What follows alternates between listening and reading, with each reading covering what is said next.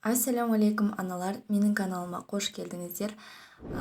Каналымдан көптеген пайдалы ақпараттарды жіберіп алмас үшін жазылып қоюды ұмытпаңыздар. Ал мен бүгін сіздерге өте пайдалы, дәмді, ұнсыз, қантсыз, балаларға 8-9 айынан бастап беруге болатын печеньенің рецептімен бөлісетін боламын.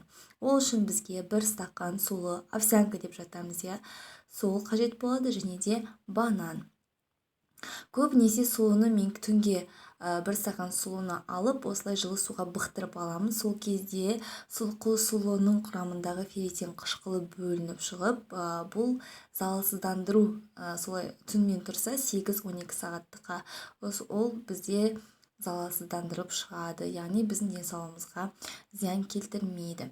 Екеуін блендерден жақсылап езіп аламыз. Сол кезде құймақ тәрізді консистенция шығады. Кейіннен табаға пергамент қағазын төсеп, майлап, 1-1,5 қасықтан печеньенің қалпына келтіріп салып шықсақ болады.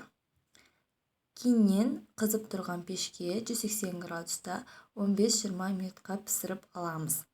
Бұл печеньенің дайындалуына бар жоғы блендерға езіп жасалуына 3 минут, пісуіне 15-20 минут кетеді. Көп уақытыңызды да алмайтын болады. Міндетті түрде жасап көріңіз, балаларыңызға ұнайтыны